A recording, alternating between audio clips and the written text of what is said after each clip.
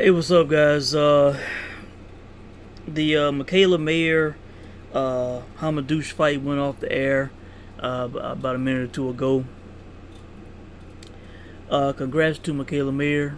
She is now a unified champion at 130 pounds. This fight was not on my radar. I got an alert on my phone from the ESPN app about the fight. Really was not up to much tonight, and kind of last second thought I would tune in, and I was watching the co-main event. When I saw Hamadouche's record, how many knockouts she had, high knockout ratio with and odds with the way they were, I put a very small play on her just in case she won the fight. All right. I am glad and thankful that I tuned into this fight, man. This is one of the best women's fights I've ever seen. I have kind of my Mount Rushmore of women's fights, fights that I've personally seen. All right. Heather Hardy and Shelly Vincent, the first fight. All right. That was on I believe, the Errol Spence Leonard Bundu undercard. All right. That was probably my favorite female fight of all time. I only gave each woman one round, and everything else was even. All right, it was a draw in my eyes. All right, the Katie Taylor Delphine Persoon fight, the first fight, that was an epic women's fight. All right, from MSG. The Terry Hopper Natasha Jonas fight. I thought Natasha Jonas won that fight. They said it was a draw. That was a great fight, a fight full of skill, as opposed to being a brawl like the other fights. It was a lot of skill and heart and determination in that fight. All right. And now tonight, this Mikaela Mayer Hamadouche fight. If you did not see this fight, I highly encourage you, if you're a boxing fan, if you're watching this video, you need to find this fight. You need to watch this fight. It was on ESPN Plus. Unfortunately, it was not on ESPN, where they could have shined in front of the world on the big network. But this fight, this was an amazing fight, man. A true war. This Hamadouche, I had never seen her fight before. I saw why she was a world champion, why she had like a 4-year reign, and why she has a high KO percentage. She has a punch, she applies the pressure, She is somebody that you would like to watch. I think it was like the 8th round of this fight. They said that these ladies had thrown over 1,100 punches by the 8th round, combined. That tells you right there what kind of fight this was. Remember, it's only 10 rounds max, 2 minutes per round in women's boxing, and for them to have that kind of output is insane. At the end of the fight, after the fight was over, I think Bernardo Suna said that they had combined for 1,466 punches in this fight. That is an incredible work rate. Incredible action, man. This is, if this ain't female fight of the year, I don't know what is. Somebody will have to tell me. But this fight, not only female fight of the year, but you could rival it with some of the male fights, for being fight of the year. It should be in that category also, Now, the way I scored this fight, I had Mikaela Mayer winning the fight. She clearly took over the fight from the 5th round. I think from the 6th round on. She clearly won the second half of the fight in a clean sweep. I scored at 98-94 for Mikaela Mayer. All right. The first 2 rounds, I had Hamadouche winning. Her pressure was effective.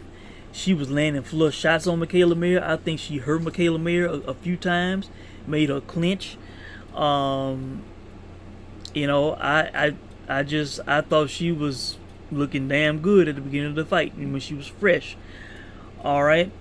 The third round I gave Mikaela Mayer. The fourth and the fifth I had even, and then 6, 7, 8, 9, and 10 all went to Mikaela Mayer on my scorecard. All right. Basically, once Mikaela Mayer started going to the body, and as the fight went on and the high volume of punches, you know, Hamadouche's volume dropped, and she was not as effective as she was at the beginning of the fight. And Mikaela Mayer took over. I thought Mikaela Mayer was making a mistake at the beginning of the fight. You know, she was going in the pocket with the smaller fighter, giving up her size and reach. She's getting hit flush. You know, I just thought she got lured into a firefight, and she should have been boxing smart. You know. But even by doing that, even with taking the punches that she took, you know, she still won the fight. She showed heart, toughness, and determination. And hell, I think this fight will even make her an even better fighter. You know, so you know, all the respect in the world to Mikaela Mayer and to Hamadouche. Now, what everybody was kind of disgusted about was the scorecards after the fight. All right. Tim Cheatham was the closest to me. He had a 98-92. Again, I gave Mikaela Mayer a 98. But I gave Hamadouche had the extra 2 points. That probably, you know, was from maybe the even rounds or whatever, right? All right. So I had a getting 2 more points than Cheatham did. All right, but he was the closest to me. All right, Max DeLuca 99-91. He only gave Hamadouche 1 round in that fight. You know, that's I disagree. You know, I think she clearly won the first and the second. You know, the fourth and the fifth were toss-up rounds. To me, you could have gave it either way. So to say she only won 1 round in that fight, I think was very wrong and unfair. All right, and now for one of the worst scorecards of the year. Elisa Giampa, who clearly had her scorecard filled out before the fight, must be a super Mikaela Mayer fan. You know, maybe has an agenda or something for you know, Mikaela Mayer winning this fight. You know, she scored this fight 100-90. You know, a clean sweep for Mikaela Mayer.